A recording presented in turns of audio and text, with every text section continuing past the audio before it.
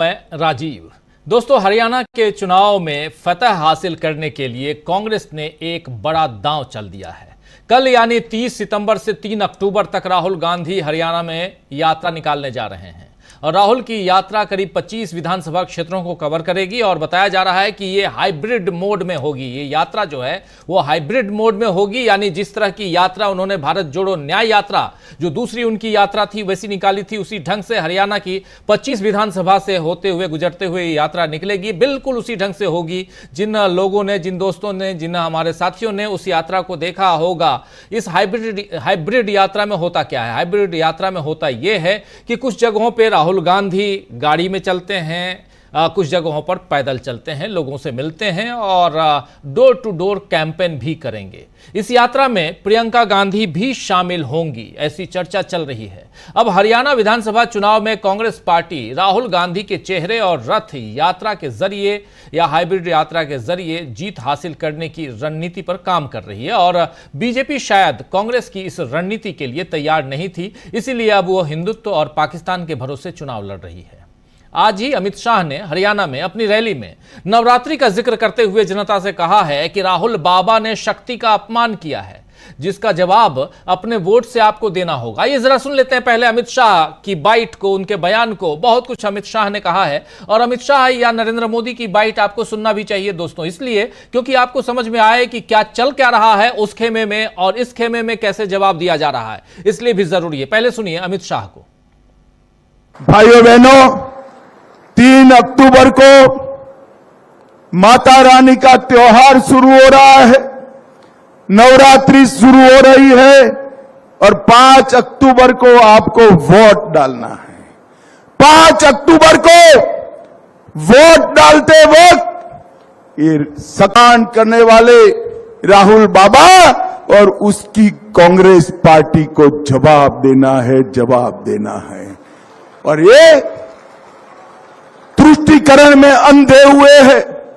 मुझे बताओ बादशाहपुर वालों, अयोध्या में राम मंदिर बनना चाहिए था या नहीं बनना चाहिए था?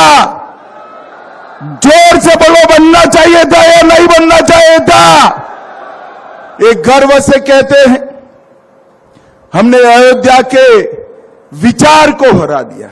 राहुल बाबा, सीटों पर हार जीत तो होती रहती है, आप इसको रामलल्ला के अपमान के साथ मत जोड़ो। आपकी पार्टी ने 550 साल से रामलल्ला टेंट में थे, अस्थाई मंदिर में थे, कुछ नहीं किया। मोदी जी ने भूमि पूजन भी किया, मंदिर भी बनाया और प्राण प्रतिष्ठा करने का काम भी कर दिया। भाइयों बहनों, हमने ये जो जवाब राहुल गांधी दे रहे हैं इसका जवाब देना है। राव नरवीर बता रहे थे यहां पर सरकारें चलती थी, गुड़गांव का विकास नहीं होता था। तो आप सुन रहे हैं, देख रहे हैं, नरेंद्र मोदी उनकी पार्टी या अमित शाह उनकी पार्टी उसी राह पे चल निकले हैं ये लोग जिस राह पे आज से 40 साल पहले से चलते आए हैं।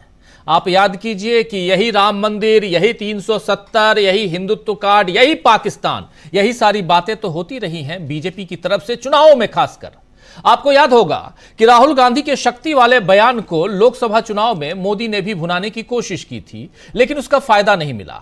अब अमित शाह वही गलती कर रहे हैं। अमित शाह ने आज अयोध्या में मिली हार पर भी कहा कि हार जीत चलती रहती है, लेकिन राहुल बाबा, आप उसे राम मंदिर से जोड़कर राम जी का अपमान नहीं कर सकते।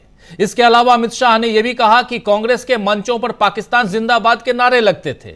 अमित शाह के इस भाषण से यह तो नजर आ रहा है कि राहुल गांधी और कांग्रेस का दांव बिल्कुल निशाने पर लगा है और बीजेपी हार देखकर, यानी हार को सामने देखकर घबरा रही है। ये तमाम बातें इसलिए यहां महत्वपूर्ण है क्योंकि जितनी बार आप चाहे उधर जम्मू में भाषण सुनिए, अमित शाह का भाषण या नरेंद्र मोदी का भाषण, तो उन भाषणों में सर्जिकल स्ट्राइक से लेकर पाकिस्तान और 370 का जिक्र तो होता ही रहा है। उसके अलावा अब बातें हो रही हैं राम मंदिर की भी।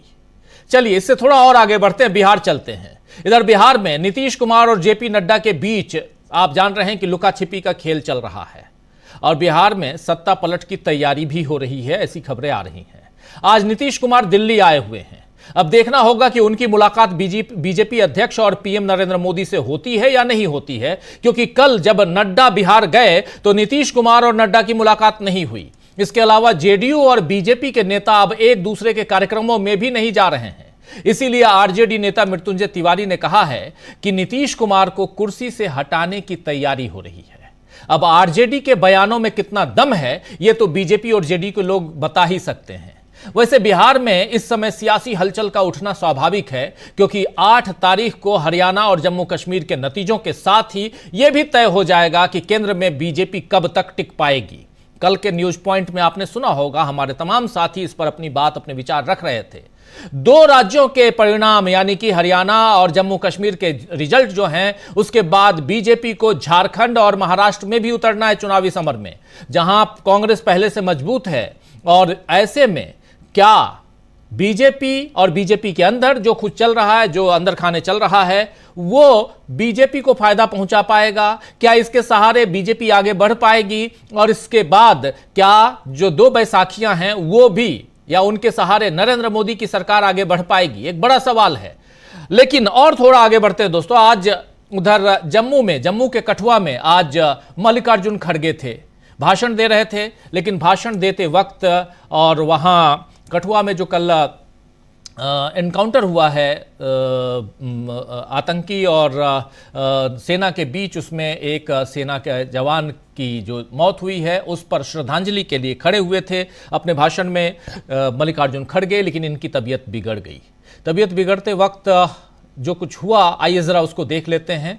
आप जानते हैं लगभग 82 साल की उम्र है मल्लिकार्जुन खड़गे की, और काफी मेहनत करते हैं, जबरदस्त मेहनत करते हैं। लोकसभा चुनाव में भी आपने देखा था और अब विधानसभा के चुनाव में भी आप देख रहे हैं। लेकिन इस तस्वीर को जरा देखिए, ये तस्वीर अच्छी नहीं है, लेकिन दुखद तस्वीर है। और हम उम्मीद यही करते हैं कि स्वस्थ हैं मल्लिकार्जुन खड़गे और उसी मेहनत के साथ, उसी मजबूती के साथ, उसी मुस्तैदी के साथ मल्लिकार्जुन खड़गे इस चुनाव में भी अपनी भूमिका अदा करते रहें। कांग्रेस के अध्यक्ष हैं। देखिए जरा फुल स्क्रीन दिखाइए।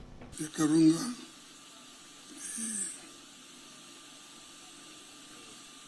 सरकार आने पर आतंकवाद हम खत्म करेंगे और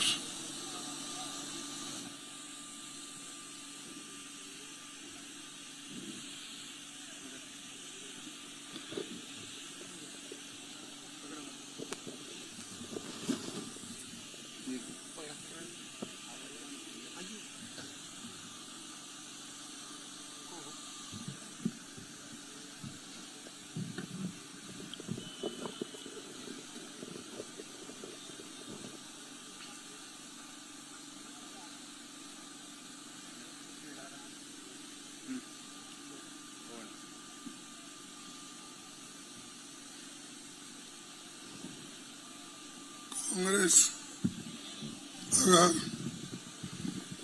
हुकूमत में आई, आतंकवाद बढ़ेगा।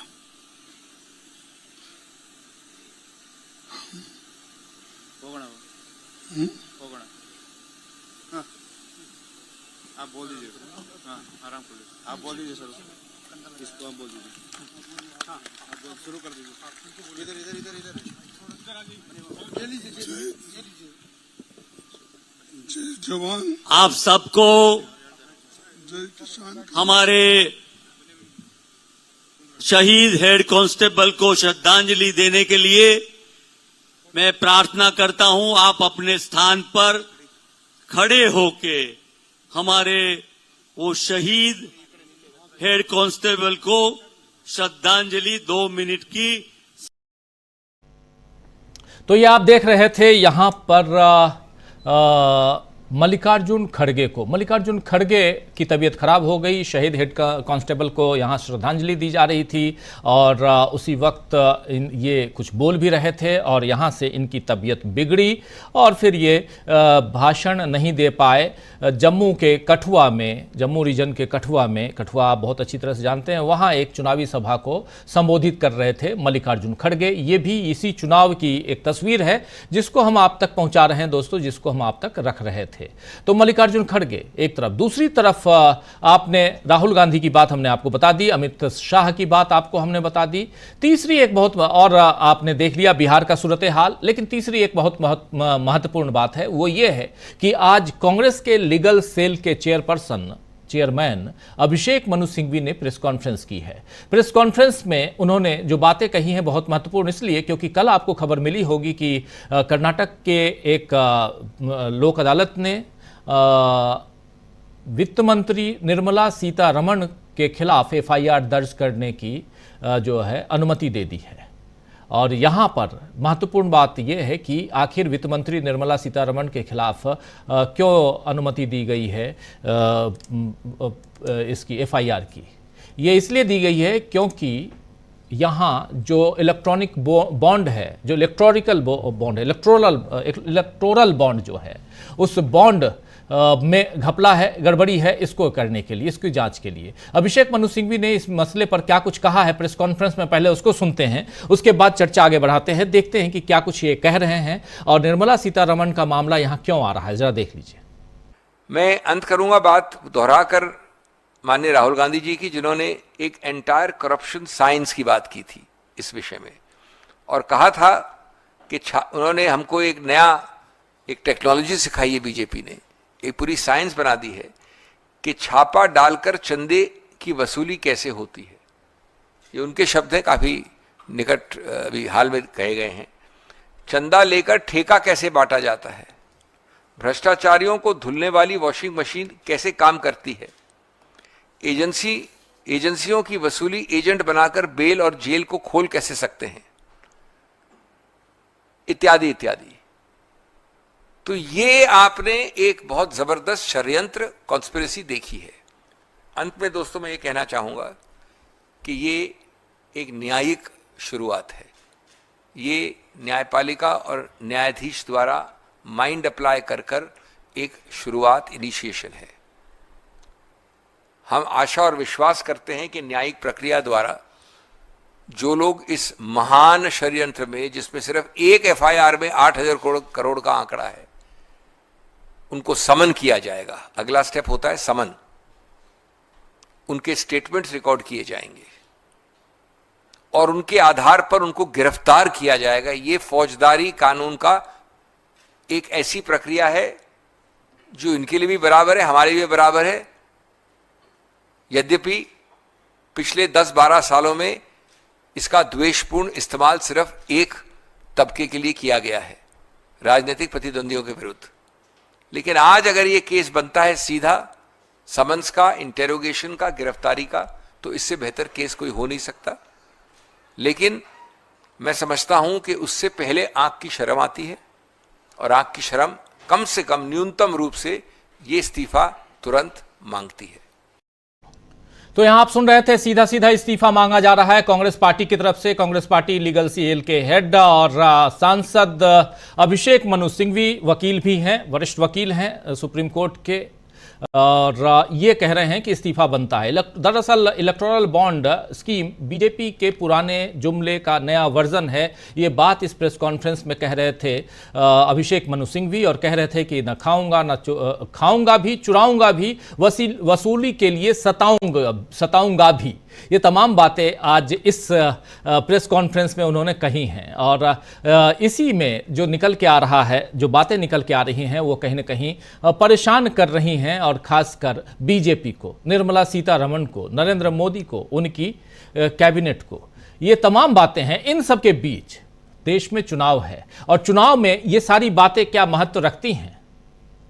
जरूर रखती होंगी, तभी तो आज प्रेस कॉन्फ्रेंस कर रहे हैं। कैसे रखती हैं और इसका कितना असर पड़ सकता है चुनाव में, मतदान में, इन सब पे चर्चा करते हैं। और राम मंदिर का कार्ड खेलकर क्या अमित शाह ने सेल्फ गोल कर लिया है या अपनी वोट बैंक को और मजबूत कर लिया, यानी अपने वोट बढ़ा लिए हैं, खासकर हरियाणा में